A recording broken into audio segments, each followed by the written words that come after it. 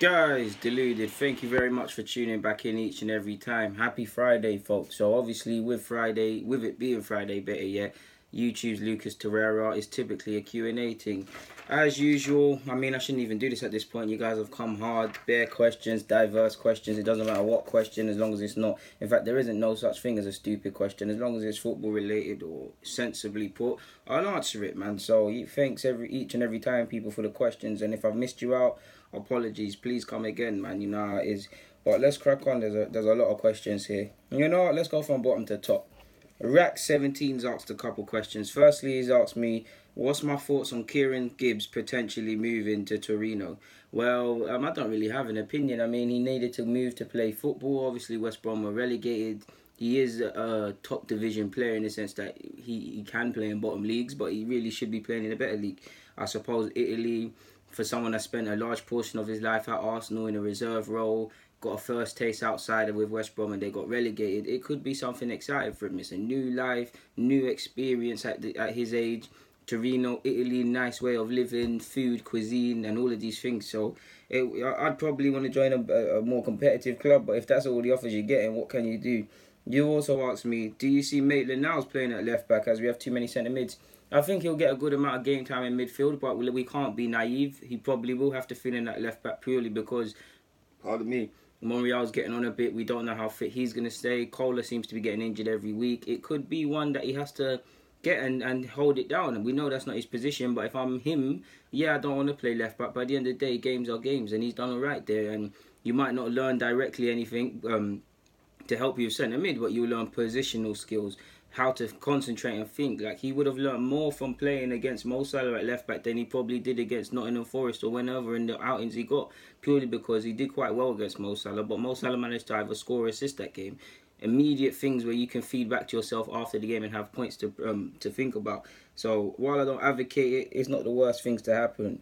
You've also support best Arsenal 11 based on good individual seasons. That's a tough one. Put me on the spot there. In regards to 11 players, I'm not too sure on the whole 11. But for me, I'd probably put Vieira there. Henrique obviously comes to mind. Alexis comes to mind. To be fair with you, says Fabregas, possibly Van Persie, maybe Nasri. A lot of pre-04 sorts, to be honest with you. That's a good question. But yeah, man. Moving on.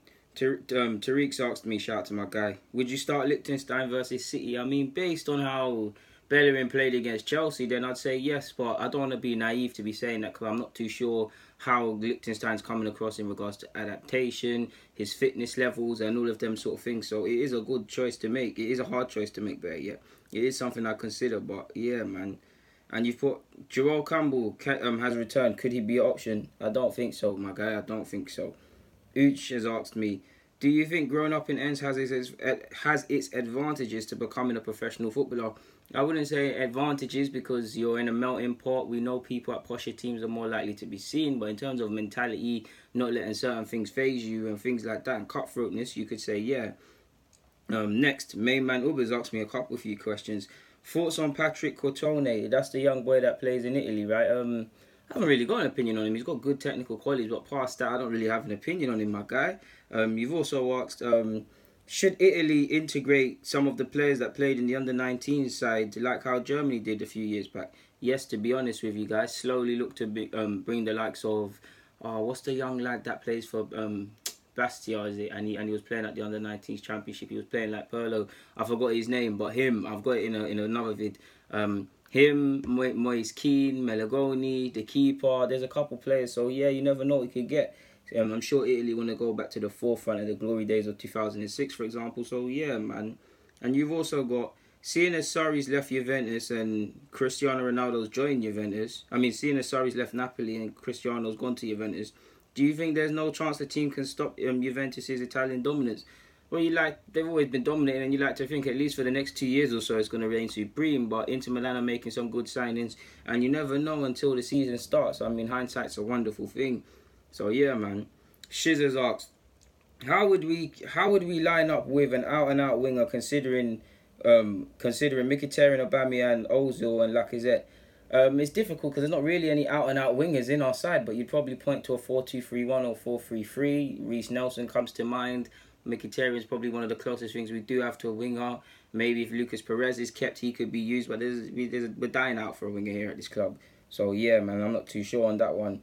Jam asked, similar to your question, would Arsenal create more chances if we play two wingers versus creative mids?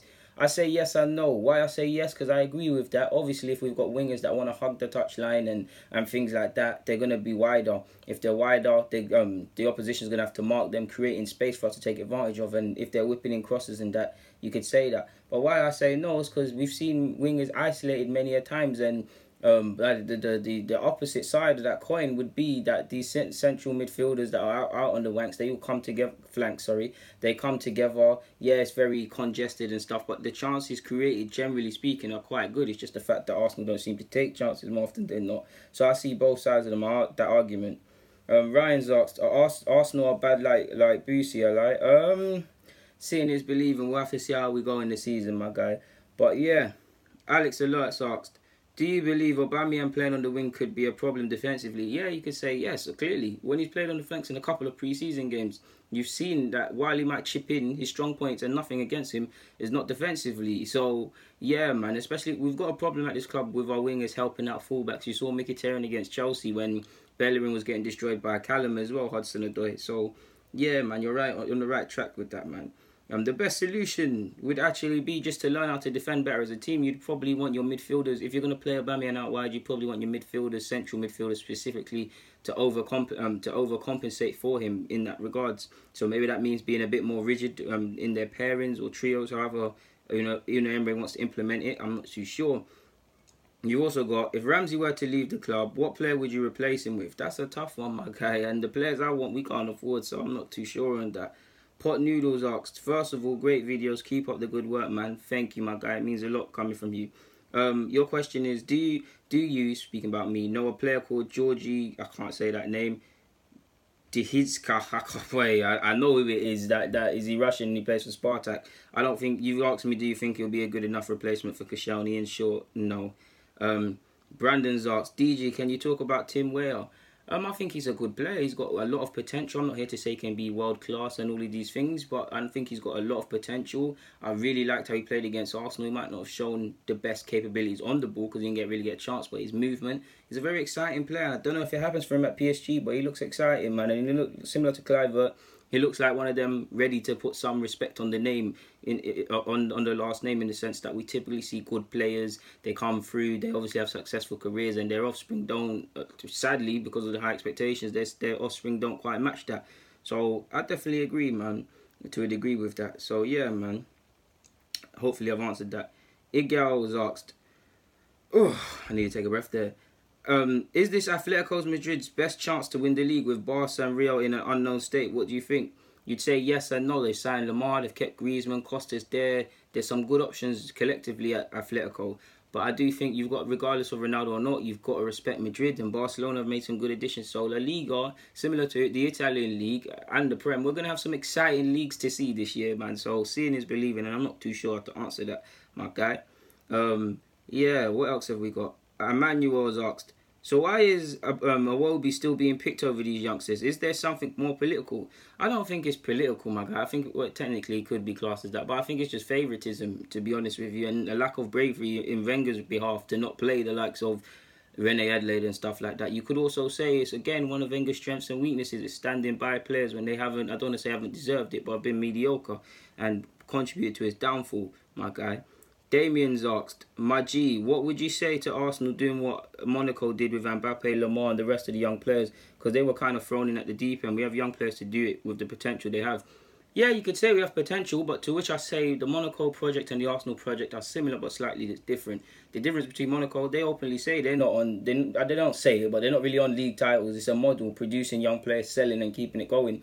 If you want that, then yes, I want us to go and win the league like you saw Monaco do. But how often does that happen? I do think we have slim expectations in regards to major trophies, but you'd have to tone them down even more if you were to throw a bunch of kids in there, because 10 games, they're going to be amazing, they're going to be poor, and I wouldn't not be up for it, but I'd just say fans might not be patient. So if we're going to take that, you need to see what comes with it, to be fair with you.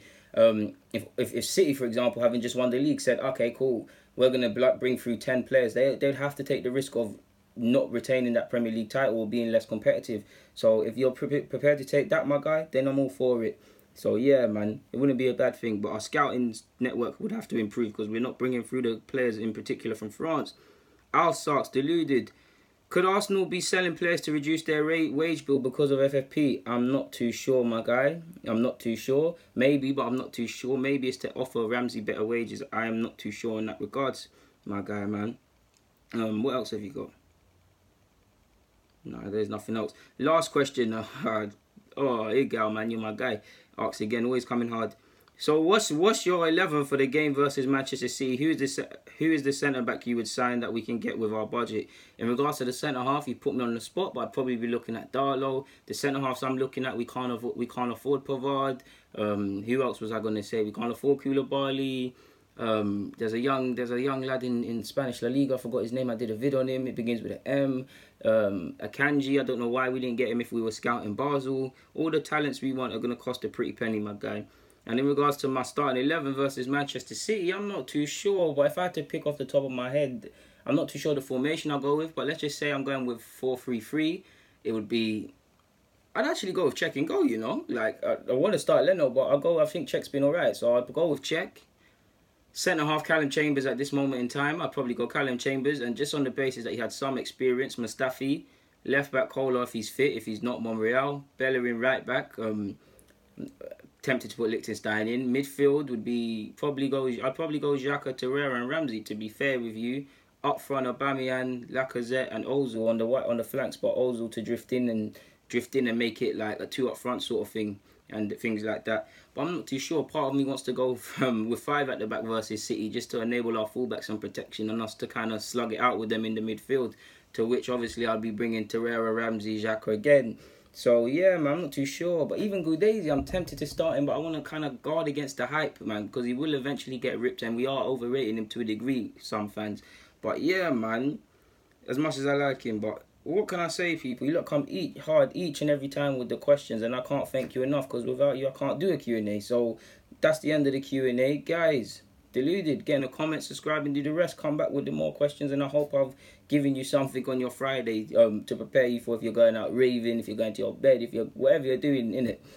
Yeah, guys, deluded, I'm out.